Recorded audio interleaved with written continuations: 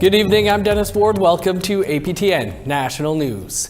In Saskatchewan, the Prince Albert Grand Council is calling for supports from all levels of government to combat a drug crisis in the city of Prince Albert. This follows a report that suggests PA has the highest levels of illicit drugs in its wastewater in the country. As Tamara Pimentel reports, that includes crystal meth. According to a Statistics Canada study, the city of Prince Albert has the highest amounts of cocaine, meth, and amphetamines in its wastewater compared to other cities across the country. That's per capita. But the Prince Albert Grand Council says this issue goes beyond statistics. It's proof of an ongoing addictions crisis. There just isn't enough services. Certainly, we are calling for them. There is no medical detox within Indigenous programming. Joan Breland is the director of the Prince Albert Grand Council Holistic Wellness Centre, which provides substance use prevention using cultural practices. She says those efforts are challenged by the overwhelming demand.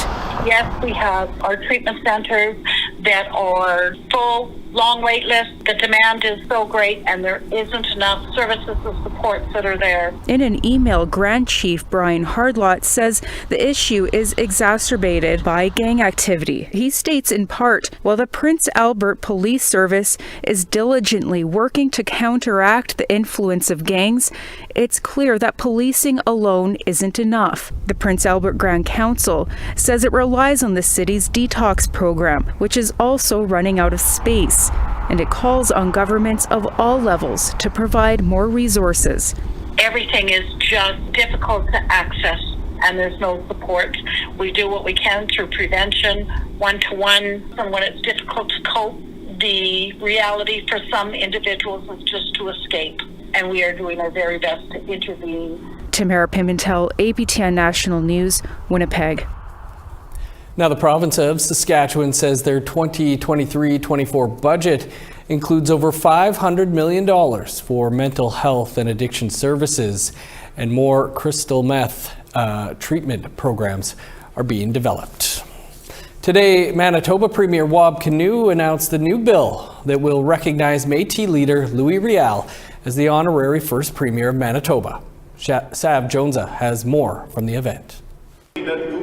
Today, Manitoba Premier Wab Kinew attempts to right a 153-year-old wrong.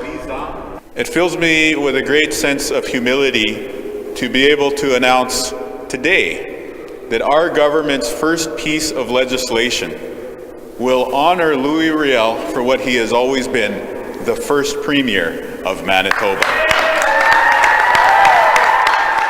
The new legislation seeks to recognize Louis Riel as the honorary first premier of Manitoba. He led the provisional government that brought the province into confederation with the Manitoba Act in 1870. He was then hanged for treason in 1885 for his role in the Red River Resistance and Northwest Rebellion. And at a very true and fundamental level, Louis Riel is the reason that we are Manitobans. And Louis Riel is the reason that we as Manitobans are also Canadians.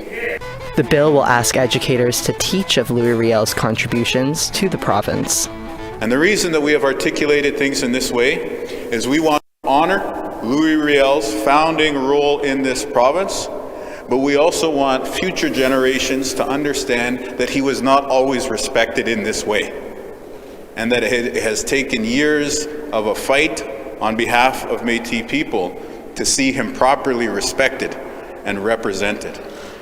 For Manitoba Métis Federation President David Chartrand, irony was not lost that introducing the bill is the province's first premier of First Nations descent.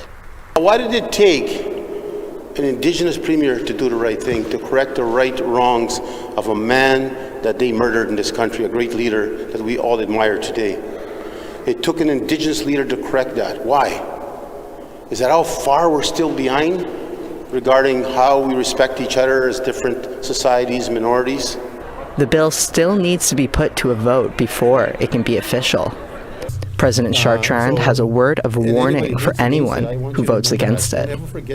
If you disrespect our leader that founded this province and got murdered in this country, that fought for his country, that died for his country, and now if you decide to dishonor him again after waiting 153 years, you will have an enemy for the rest of your life. I promise you that. Sav Jonza, APTN National News, Winnipeg. The government of Nunavut says there was an above-average amount of sick caribou being reported in western Nunavut. Trevor Wright has those details. This past fall, the government of Nunavut reported above-average reporting of diseased caribou found in the Kitikmeot and Kivalliq regions. Samples of 3 caribou sent from these 2 regions were sent to the Canadian Wildlife Health Cooperative for testing. Samples from the Kitikmeot were confirmed to have a parasitic disease, which confirmed inflammation and swelling of muscle and connective tissues. Kivalliq samples still await test results. Nunavut Minister of Environment Daniel Kavik at the Legislative Assembly urged hunters to bring in samples should they ever encounter abnormalities in any harvested caribou.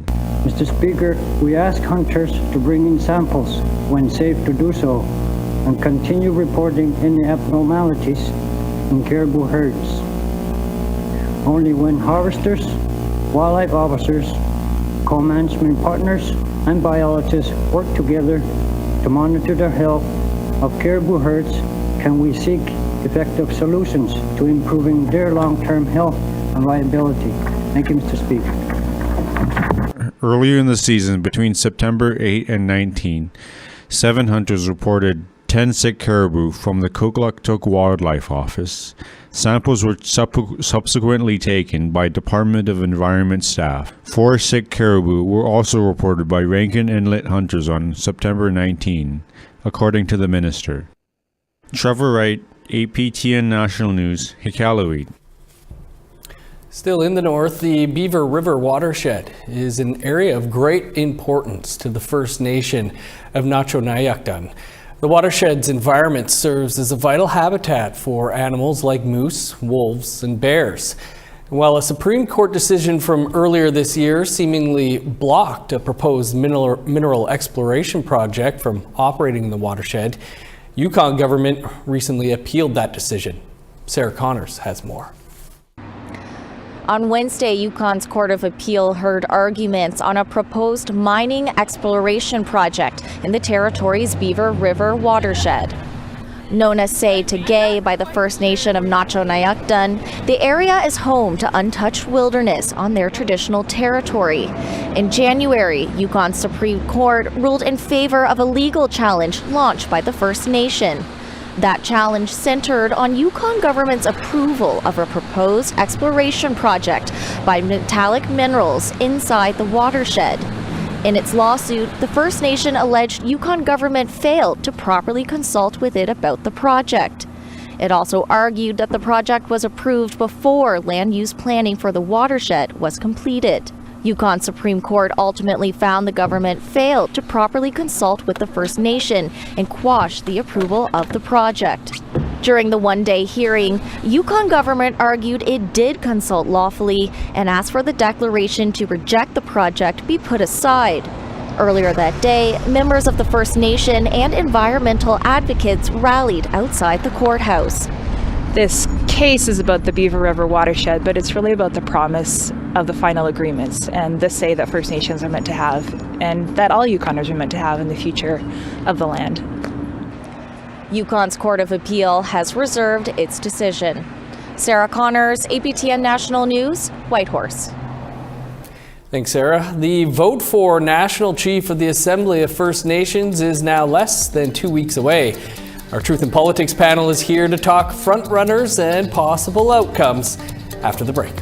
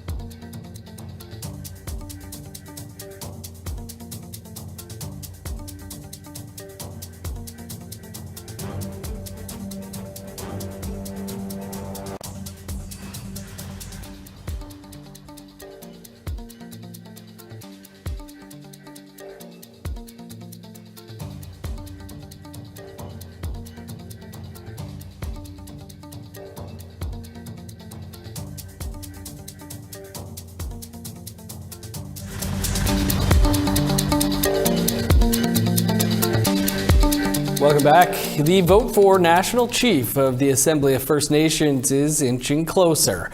Now that we've aired our interviews with all 6 candidates in the fast-approaching election for National Chief, our Truth in Politics panel is here after a brief hiatus to discuss what happens next. Carrie Benjo is the editor of Eagle Feather News, and Negon Sinclair is a columnist with the Winnipeg Free Press. Carrie, Negon, good to have you back with us this week. Carrie, let's start with you. What do you think of the current crop of National Chief hopefuls? I think it's a really good crop to choose from. We have 2 from Saskatchewan, 2 from Manitoba, Alberta, and Ontario. I think that really speaks to the importance that this National Chief is going to have within Canada. I think there's a lot of people looking now for very strong leadership coming from the AFN, because I think people are really tired of what transpired over the last couple of years when it came to AFN, and I'm really looking forward to seeing what happens and who makes it out on top. Negon, who do you think might be the front runner, or do you have any predictions on who might win? I think there's 3 main stories that are emerging in this National Chief election. The first is how much support is left behind for Reginald Belrose. And I think that coming second to former National Chief Roseanne Archibald, how much support is there left for what has been a pretty good run, a pretty solid run as leader for Belrose, and has a pretty solid platform, but probably the best platform that you're seeing, the most extensive by far, is by David Pratt. So you have to look to his very extensive website and see in the series of interviews that were on this channel, David Pratt was probably the best performer out of all of those videos. And then a close third, I think, is Cindy Woodhouse. Cindy Woodhouse is a block of support from Perry Bellegarde, from being a very close ally with Perry Bellegarde, and in many ways would be a return back to the time of Perry Bellegarde. And of course, Cindy has a lot of good credibility coming out of the CFS negotiations. And so those are the really three big stories. I think the other big story that might be kind of quietly is this might be Sheila North's last opportunity to enter into the field of Indigenous politics in terms of being a chief. I mean, she's run a number of times for Assembly of Manitoba Chiefs. She's run notably and done well at the national chief election, but never has been able to quite get over the finish line. And so that will be a story that I think we'll be watching kind of on the side. But I really think it's those 3 candidates who are leading right now. I think Belrose is probably leading with Pratt and Woodhouse right behind. Carrie, you spoke about how important you think this election is and that others do as well. But how effective would you say the AFN has been over the last few decades, though? I think for me, like, one of the biggest things that has stood out over the history has been the work AFN has done in terms of the residential school file. They were able to negotiate a deal. They got the apology. And I think that was like the pinnacle of what is possible if everybody works together. There can be significant action, significant change that can come from the AFN, and they can speak on behalf of all Indigenous people within Canada. And I think that's been lost over the last number of years, of the amount of power and the strength of their voice, that the potential strength of their voice that they do have. I think I'm really hopeful that they will regain that, because they've lost a lot of footing over the last number of years. I think since the whole residential school file has kind of made its way through the years, and I'm really looking forward to what big issue they're going to tackle, because there are so many right now, and I think the AFN really needs to step up and become that voice and become really strong leaders within to represent First Nations people. Nigan, what do you see as the big issues for whoever is elected national chief? There's been the internal, politics at the AFN, but we're also looking, on a federal level, there could be an election and a change in government there if the current polls are to believed. What do you think the job ahead is for whoever becomes national chief? Well, of the published platforms, and only 3 of the 6 candidates have a real extensively published platform, everyone is talking about the revamping of the charter of the AFN. In fact, one candidate, Craig McEnroe, is even running for a kind of redundancy of the national chief position to only have the chief speak to the federal government. So it kind of makes the national chief position almost irrelevant, or maybe an intermediary in some way. And so everyone's talking about the charter of the AFN, revamping the charter. And that's the things that Kerry's speaking about in terms of revamping the kind of internal workings of the AFN. Everybody has their own particular issues. Like, for instance, Sheila North is talking about suicide and addictions. Cindy Woodhouse is talking about CFS and policing. David Pratt's talking a lot about health and about communications between the chiefs. But the real big ticket item, I think, will be on the self-sufficiency of the AFN. That's something that really hasn't come up, because the problem with the AFN, of course, is something Reginald Belrose spent a great deal of time talking about in the interview with you, is the fact that the AFN has entered a kind of critical phase, a kind of emergency phase in terms of funding. And as a result, the organization has really been hampered, and it's a large part due to some of the scandals that have taken place. And the question is will the AFN ever be a economically self-sufficient model? Up to this point, there really is no candidate that's been able to suggest one. And will that come out in this election? Well, it hasn't in the past, but let's hope that there's change coming in the future. Kerry Nigan, only a couple of weeks to go before the vote.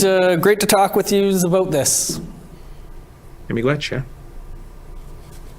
And you can watch our interviews with all 6 of the candidates running for national chief over on our APTN News YouTube page. Still to come, people across Turtle Island are mourning the loss of a bridge builder. Stick around.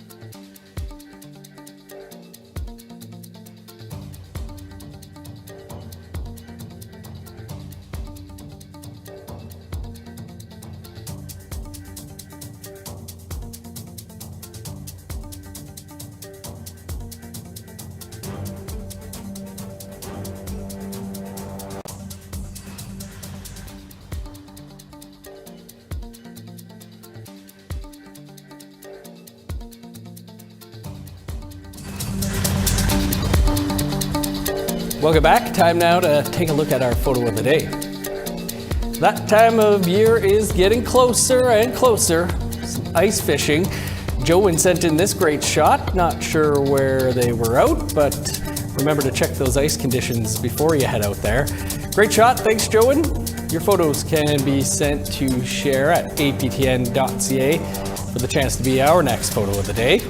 Now let's take a look at Friday's weather forecast. Starting on the East Coast, 5 above in Halifax, snow, and 3 in Charlottetown. -12 in Kuujjuaq, snow, and 4 below for Nain. +1 in Montreal, 12 below in Val-d'Or. +1 with snow in Sault Ste. Marie, 9 below in North Bay. -2 and sunny in Thunder Bay, sun's out and 5 below in Sioux Lookout. -1 in God's Lake and the Paw, 0 for Norway House. -2 and sunny skies for Winnipeg, 3 below under the sun in Dauphin. -4 and sunny in Regina, 0 for Saskatoon. +1 in Meadow Lake, 0 with snow for Buffalo Narrows.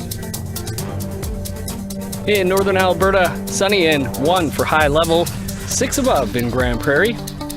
+3 in Edmonton, sun's out and 0 for Lethbridge. 7 above and sunny skies in Vancouver, +8 in Victoria. 0 in Prince George, 2 in Smithers. -20 with snow in Old Crow, +2 for Whitehorse. -4 and snow in Yellowknife, 5 below with flurries in Norman Wells. -16 in Sax Harbor, 19 below for Paulatuck. -14 in Chesterfield, 17 below in Whale Cove. -23 with snow in Resolute, -13 and flurries in Arctic Bay. Okay, time to head over to our Ottawa studio now. That's where Fraser Needham is standing by with a look at tonight's Nation to Nation. Coming up on Nation to Nation, we'll talk to the manager of Indigenous Housing Organization about the government's plan for affordable housing. We'll also talk to my colleague Kathleen Martins about how an Assembly of First Nations report has found its way into a civil court case in Manitoba. We'll also talk to NDP MP Laurie Idlout about the challenges of flying in and out of Nunavut. All this ahead on tonight's episode of Nation to Nation. Fraser better head on over to the desk. He's on air in about 4 minutes. Well, APTN Investigates returns tomorrow night with an all-new episode. There's a new Canada Water Act in the works, and the Trudeau government says Indigenous rights will be respected. Investigative journalist Christopher Reed takes a look at what that might mean for communities where clean water has been something they've had to fight for. Here's a preview for Liquid Law.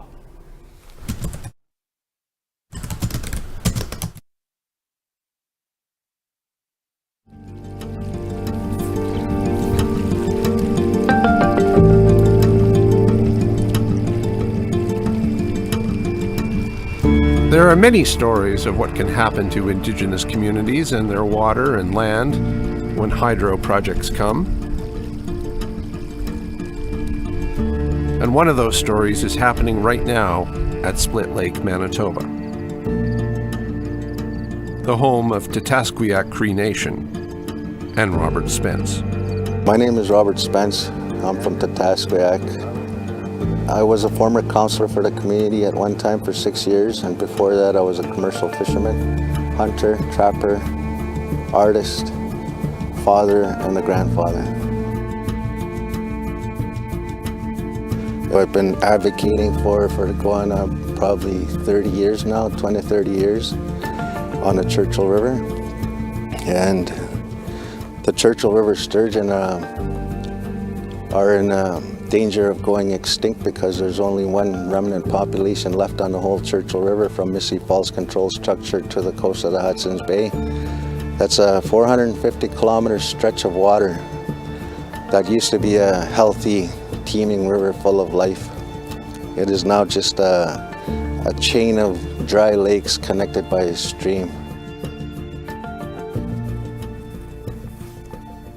You can catch the rest of APTN Investigates Liquid Law tomorrow night, immediately following the APTN National News. A pillar, a bridge builder, an activist.